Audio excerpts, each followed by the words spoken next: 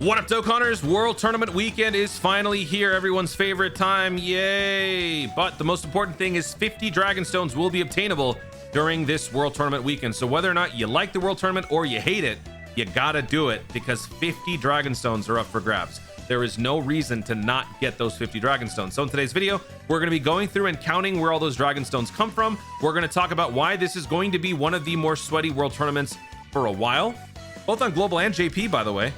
But we're going to be talking about global, and we're going to go over what the units all do, and we'll talk about placement and rank and all that stuff. So we'll start with the Dragon Stone count. So how this typically works is you've got the daily missions. So we'll start from there, and then we'll work our way back. So where is the daily missions?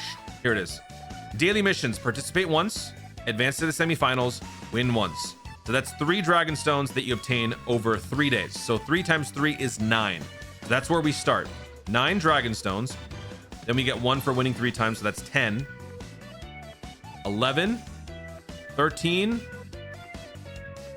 14, 15, 16, 18, 21, 24, 27, 30, 33. Okay. 33, 34, 35, 40, 45, 46, 47, 48, 50. And that is your 50 count.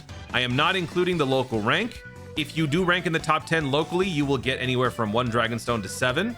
And if you have these special circumstances, you get extra Kais. But as far as stones are concerned, you get 50. So if you do all these missions, roughly this would take you around maybe 1.5 hours per day.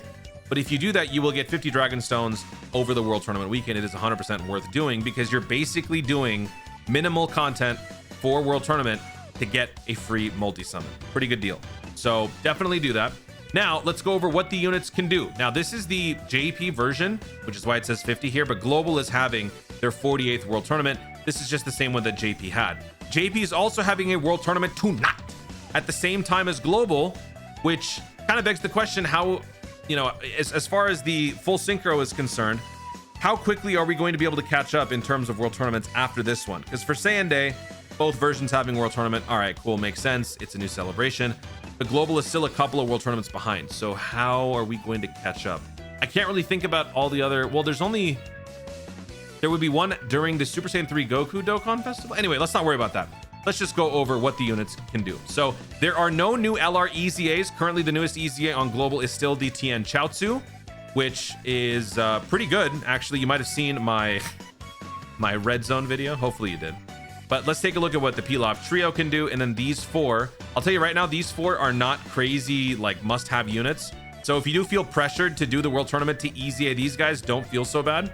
In my opinion, the real prize would be the LRs, just in terms of collecting purposes. Also, some of them might be useful for some teams, maybe especially Dragon Ball Saga. Dragon Ball Saga is heavily represented in the World Tournament. While there are some summonable units, Dokkan festivals and stuff, it's mostly a free-to-play focused team. So, you know, categories or units like this, it's pretty nice to pick up. Plus, this is a very charming unit. This is not a unit that you're typically expected to see. This is not like a, you know, a meta-shattering unit, but this is a very nice one, which is why a lot of people are going to be going after this. If you want this unit, but you don't want to work too hard for it, I would recommend you wait a couple World Tournaments before you start really trying, because the first ones are typically sweatier. Like the rate of rank dropping or rank increasing depending on where you are on any given day will be drastically different. It'll be harder to rank up and it'll be easier to rank down because a lot of people are going to be gunning for those top few spots. So this unit is a Dragon Ball Seeker's Ki plus 4 130%, raises attack for 1 turn, causes Colossal, raises attack for 1 turn, causes Mega Colossal with a high chance to stun. Entrance animation changes physical key spheres to either AGL, Tech, or STR for 5 turns in the character's entry turn.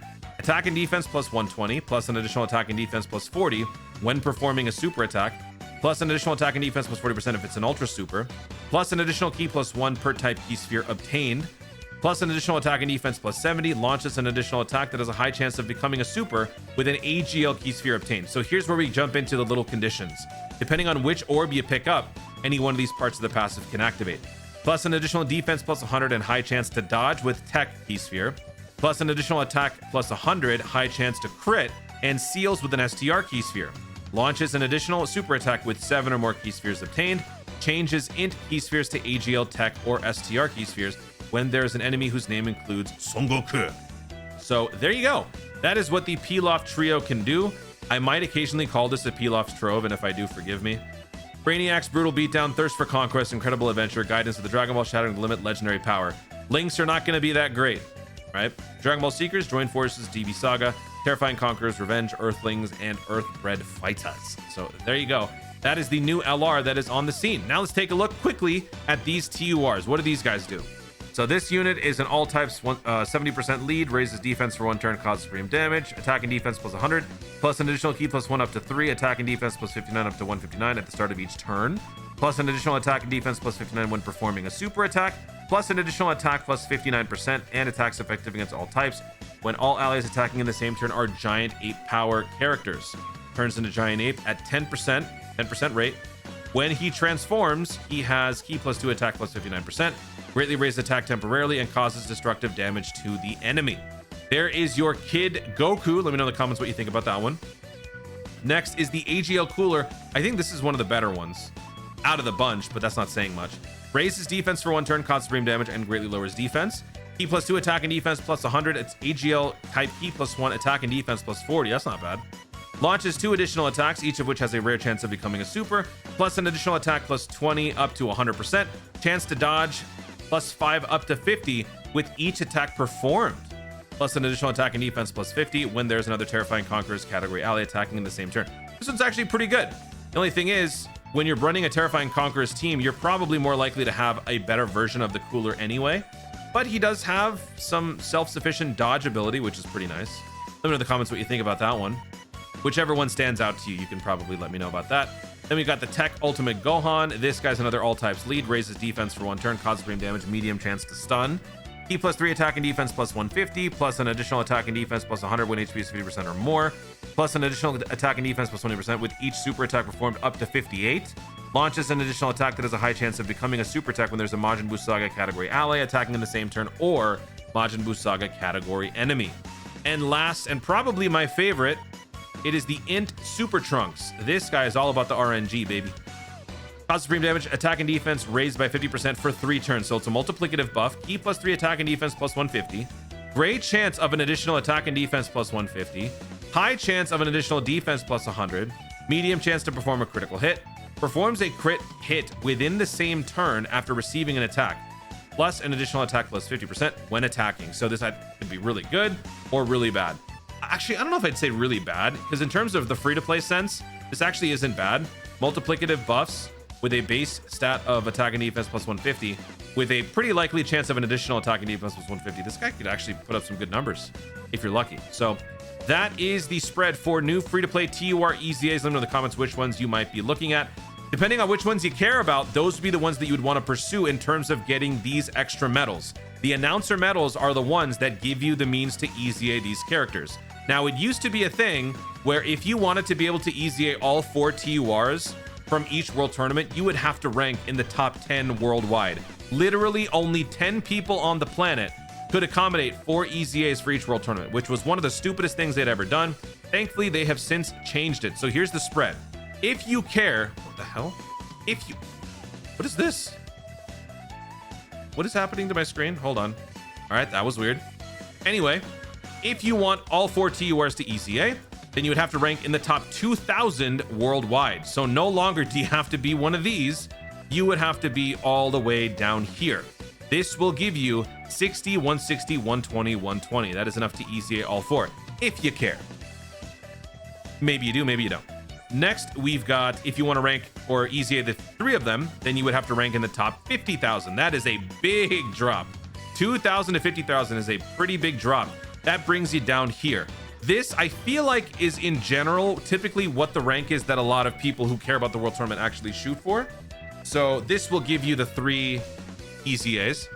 Next, if you only care about 2 of them, you would have to rank in the top 200,000, which brings us all the way down here. And then if you want to only EZA 1, or if you just don't care, top 400,000 nets you 1 EZA TUR, which is, I think, the step before the end. Oh, no, it's not. Okay. 400,000 is right here. 1 million is down here. So if you don't I'll never do this. I'll never do this. Can people rank below 1 million if they actually do world tournament? I guess they could. You just get nothing. I can't even, you know what's crazy about this? I can't even fathom a world where that happens because I need the hidden potential orbs. Like, that's why I do it. That's why I do world tournament, because I want them hidden potential orbs. Interesting. So that is the spread for the medals. Now that is just to awaken the TURs, right? If you want to EZA these characters, then you would have to get these medals. But the other thing is the local bracket. So the local bracket is the subsection that is randomly assorted based on people joining the world tournament. You are put into a separate little box of players, and if you are the first or 150th among them, then you will get a copy of the new LR. You will also be getting these Hercule signatures all the way down to 300 in your local bracket. These signatures will allow you to do the other important thing from World Tournament, which has now happened, which is doing the LR EZAs. We have so far only had 2 LR EZAs on global, the first one being Piccolo, the second one is the Tien Chaozu. JP is about to get the Yamcha and Puar EZA, but we won't talk about that one. But if you want to be able to awaken those LRs into the EZA, you would need to have 45 of these medals. In order to get 45 of these medals, you're gonna have to spend 3 Hercule signatures for each medal.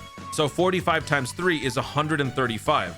That is how much you are going to need to do one LR EZA. Sometimes people can do it in one go. Sometimes people need multiple world tournaments in order to accommodate it. So here's a couple pieces of information for you. In order to get 90 of these Hercule signatures, you're gonna have to rank in the local top 1 to 3, 70 for rank 4 to 10, 60 from rank 11 to 20. You're also going to be getting 60 from the world tournament missions. So if you are on top of the daily grind to get those 50 dragon stones, then you would also be getting a good amount of Hercule signatures from the missions. You'll also be getting 9 from daily missions. So in total, there are some nice options for you in terms of picking up Hercule signatures. You can get 159, 139, 129. You need 115 to EZA 1 TUR and 135 to EZA 1 LR. This is not as important because the TUR EZAs are typically done through those, those World Tournament announcer medals. But if you have any to spare, you could slowly accumulate enough to accommodate one EZA through this. But this is what matters. You want to have 135 to EZA this one. I have a feeling eventually these World Tournament LRs are going to get good enough to where their EZAs are actually really, really good and they're like must-haves. So this is something that I think is going to be important moving forward. As much as I hate World Tournament, it's never going to go away. It's just not. If you rank as low as the top 20 local and you complete all missions, you will still earn enough to EZA 1 TUR. So when it's all said and done, if you put even the smallest amount of effort into the World Tournament, you will not only get stones, but you'll still get at least like 1 TUR out of it. So I think overall the World Tournament is still worth doing for those of you who want to put in that baseline level effort. If you're someone like me who's going for top 10, or not, I'm not doing that anymore, no.